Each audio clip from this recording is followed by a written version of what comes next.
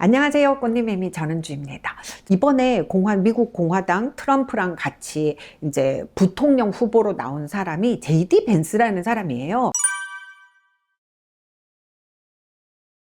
이 사람은 영화 힐빌리의 노래의 실제 주인공입니다. 저는 이 영화 넷플릭스에서 봤는데 너무 재밌게 봤어요. 너무너무 가난한 동네에서 마약 중독자 엄마와 함께 사는 주인공 소년이 어떻게 동네 최초의 대학생이 되고 심지어 이제 예일대 로스쿨을 나와서 변호사가 되는가, 그야말로 아메리칸 드림을 실현해 나가는 얘기인데요. 제이디 벤스는 자기의 이런 이야기들을 힐빌리의 노래라는 책으로 쓰고 그걸로 유명해지고 나서 정계에 입문을 했습니다. 이 영화의 배경은 러스트벨트 지역이에요. 러스트, 이제 녹이 슬었다는 거죠. 한때는 잘 나가는 중공업 지대였지만 이제는 외국으로 다 공장이 이전되거나 혹은 업종 자체가 쇠락해서 못 살게 된 이 러스트벨트 지역이랑 미국의 남북으로 이렇게 뻗어내린 에팔리치아 산맥이 겹쳐지는 켄터키, 오하이오, 펜실베니아 이쪽 지역이 배경입니다. 벤스가 어린 시절을 보낸 곳은 켄터키 잭슨이라는 곳이고요. 여기에서 이제 오하이오 주립대까지 나온 다음에 예일대로 갑니다.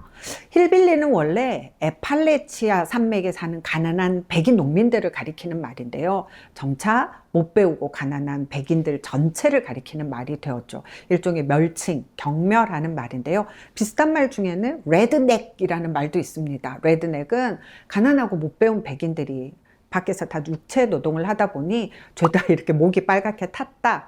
그래가지고 레드넥이라고 부르는데요. 표현도 참 그렇죠. 힐빌리의 노래에서는 책에서는 영화보다 더 노골적으로 이 쇠락한 지역의 가난한 백인들이 어떻게 사는지, 청소년들이 자기가 어른이 되어봤자 뭔가 이렇게 꿈이 있고 희망이 있는 게 아니라 나는 어른이 되어봤자 기초생활수급자가 되거나 아니면 알코올 중독자, 마약 중독자가 되겠지 이렇게 생각하는 모습들, 될 대로 되라 하는 분노만 남은 이들의 생활이 너무너무 뚜렷하게 보여집니다. 제이디 벤스는 이런 힐빌리로서의 자기의 이야기를 써서 유명해지고 이런 얘기를 합니다.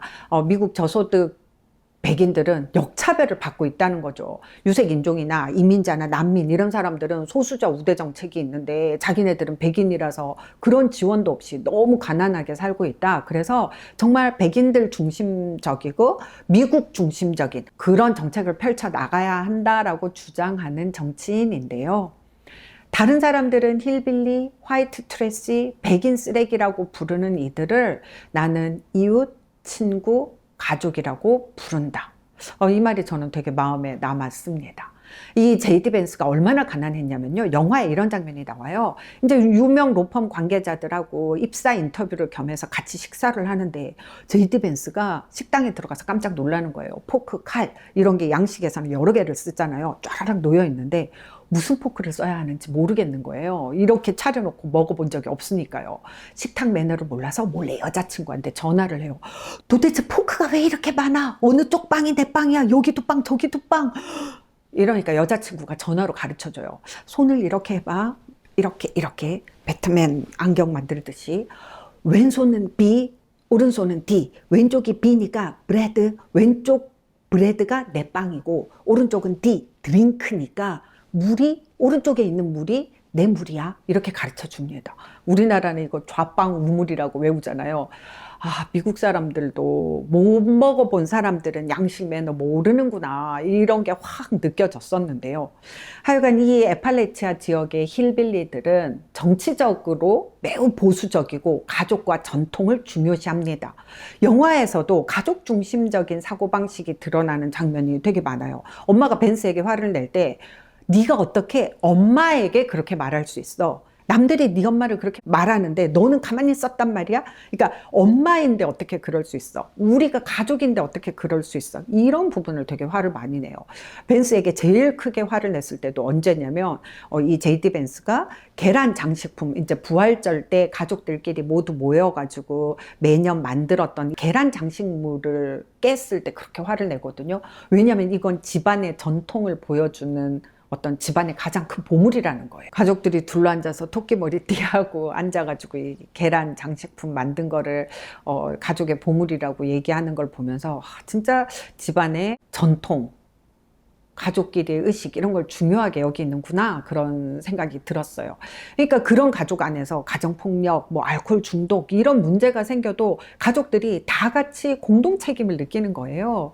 영화에서 제이디 벤스가 이제 로펌에 입사하기 위해서 중요한 인터뷰들이 있는데도 누나가 전화 와가지고 엄마가 마약 중독 때문에 입원했어. 그러니까 당장 그날 밤에 밤새워서 가거든요. 영화 내내 이렇게 못 배우고 가난한 힐빌리들의 이야기가 진짜 보는 사람이 괴로울 정도로 이렇게 되게 노골적으로 펼쳐지거든요. 그럼에도 불구하고 오프닝 씬에서 보여주는 이 대가족의 모습들이 굉장히 인상적이에요. 여름에 온 친척들이 한 곳에 모여서 같이 휴가를 보내거든요. 즐겁게 지내는 그런 장면에서 영화가 시작되는데 그 동네에 놀러 온 벤스를 동네 애들이 괴롭혀요. 그랬더니 어른들까지 다 나서서 네가 우리 가족을 건드려! 이러고 혼내주고 내 식구를 챙깁니다. 그러다가 마지막에 기념사진 딱 찍고 헤어지는 이게 이제 영화의 오프닝 씬인데요. 근데 저는 이 장면을 보면서 그림책 한 권이 딱 떠오르더라고요. 친척들이 온대요 입니다. 미국에서 이제 최고의 그림책상이라고 할 수 있는 칼데코상 수상작이에요. 1986년 수상작인데 우리나라에서는 프레벨 전집안에 있고 그리고 또 이게 좀 오래된 전집이라 있다 보니까 못 보신 분들이 많으실 거예요. 영어 그림책으로는 되게 쉽게 구할 수 있습니다. 영어 제목은 The Relatives Came. 친척들이 와요. 그대로입니다. 에팔레치아 산맥을 중간에 두고 오하이오 주와 버지니아 주에 사는 친척들이 가운데 동네로 막 놀러 오는 이야기예요. 먹을 것을 잔뜩 차에 싣고 산 넘고 물 넘어서 옵니다. 그렇게 이곳저곳에서 모인 친척들이 함께 휴가를 보내요. 이제 그 그림책에 보면 다 같이 이렇게 바닥에서 막 자는 장면이 있거든요. 미국 사람들이 이렇게 침대 아닌 바닥에서 단체로 뒹굴면서 먹고 자고 하는 모습은 잘 못 본 것 같아요. 이 그림책을 보면 친척들이 죄다 살림살이가 그렇게 넉넉하지가 않습니다. 살림살이가 넉넉하면 친척들이 다 잘 수 있는 게스트룸이 있겠죠. 손님이 잘 만난 방이 별로 없는 것만 봐도 그렇고 집도 많이 낡았어요. 친척들은 놀면서도 내내 집 구석구석을 고쳐요. 여름 휴가를 보내면서 서로의 집과 마음과 관계를 돌보는 휴가 이런 느낌이 들었는데요. 이 책에서도 마지막엔 단체 사진 딱 찍고 헤어집니다. 내년에 만나요 이렇게 하는데 영화에서도 그림책에서도 이렇게 친척들끼리 찍은 단체 사진 그 장면이 너무나도 흡사해가지고요. 이 사진들을 쭈루룩 보면서 가난하지만 종교와 가족에 대한 전통적인 가치관을 누구보다도 지키면서 사는 사람들의 모습이 느껴졌는데요.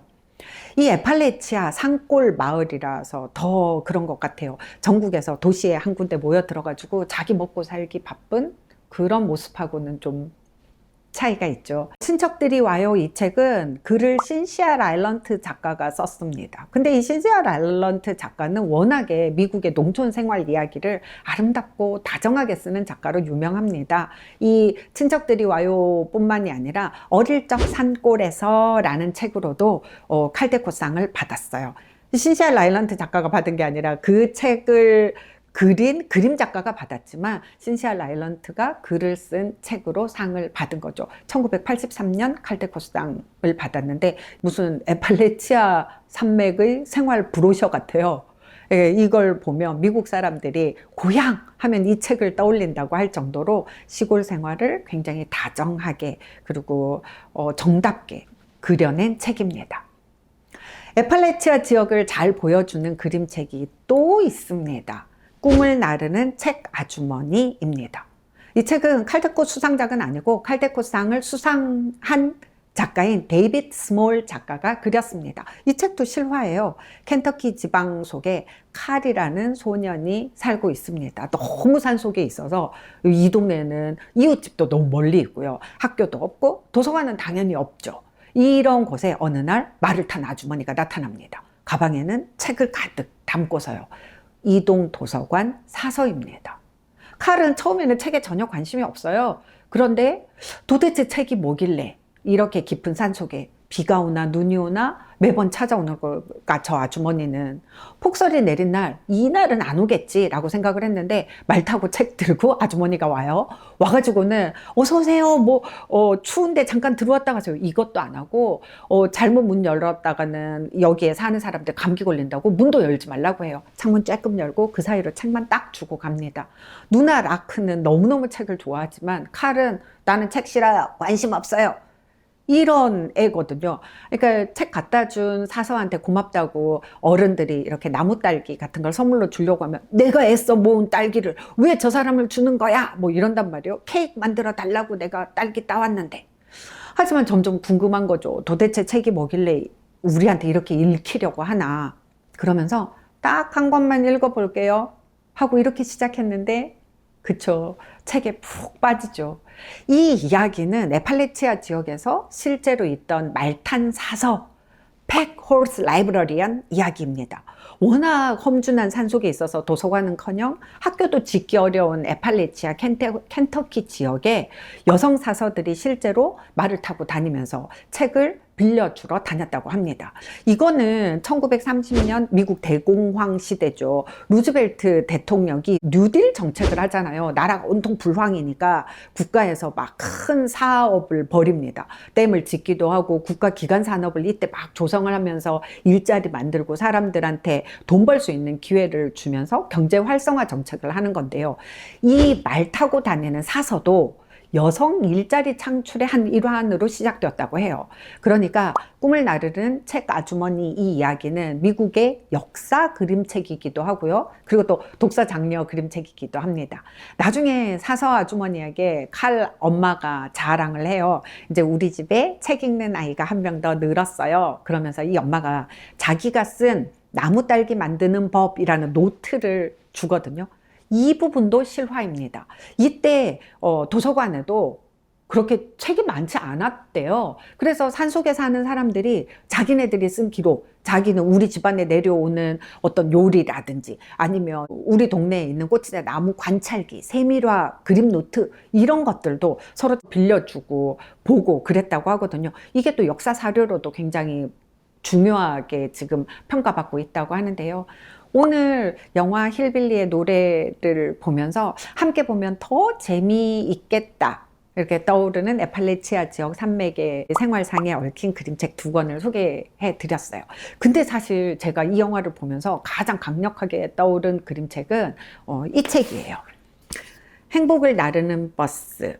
영어 그림책을 보여드렸는데요. 이 책의 한글 버전이 행복을 나르는 버스입니다. 조금 전에 소개해드린 책은 꿈을 나르고 이 책은 행복을 나르고.